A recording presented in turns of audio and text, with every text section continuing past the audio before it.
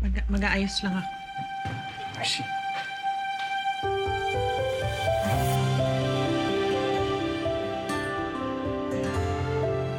Alam kong napakahirap yung pinagdadaanan mo ngayon. Gusto ko lang malaman mo na nandito ako. Hindi ako aalis. Nandito lang ako para sa inyo ni Fatima.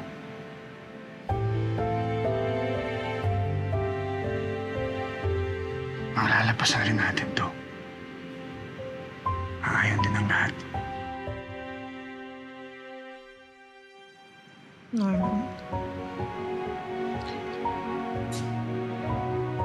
Hinihintay ko lang na magdesisyon sa annulment namin ni Miguel. Nararamdaman ko na malapit na akong makalaya. Konting alam.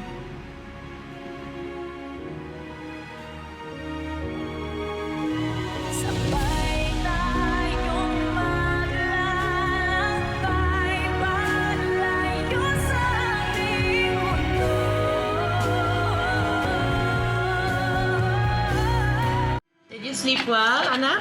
Yes, Mommy. I like my new bed better. Very good. See? Nilutuan ko pa ni Yaya Yoli ng favorite kong nuggets. What do you say? Thank you po, Yaya. You're welcome. Kain na. Tito Abra? Dito ka na rin po ba titira? Sa ngayon, ako na magbabantay sa inyo ng nanay mo. Okay lang ba yan? Okay. Sige, Pat.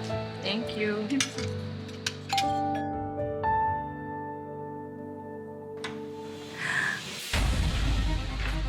Hello! Good morning, everyone. Hi, Tita.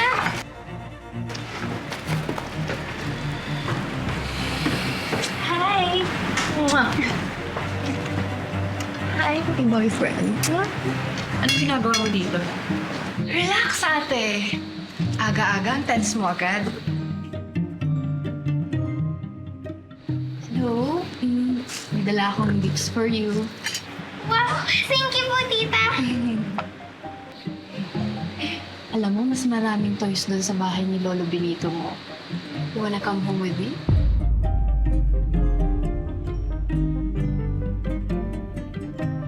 Anak, why don't you go up and open your gifts? Mag-uusap lang kami ni Tita.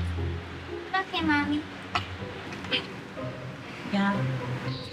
Salamat.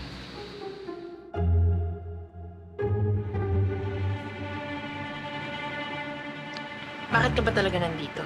Anong inutos sa'yo ni Dad? Hey, ito naman si ate, ang daming tanong. Bakit bumisita ako, si Dad na agad ang may utos? Hindi ba pwedeng na-miss ko lang yung pamangkin ko? At syempre, miss na miss ko na rin yung boyfriend ko.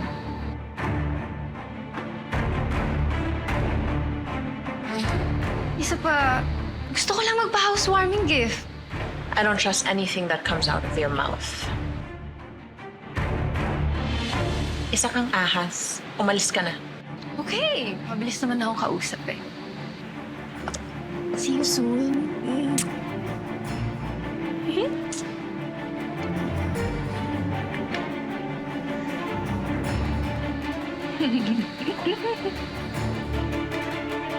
Ano ba? Si Obet, yung totoong pangalan niya. Sa labas siya si Owen.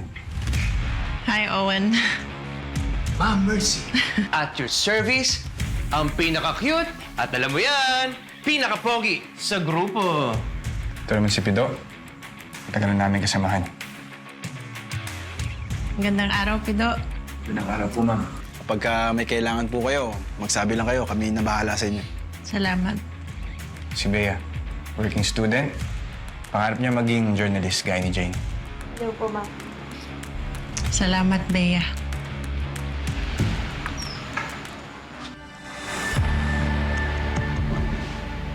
Nga pala, kilala mo na siguro si Tom.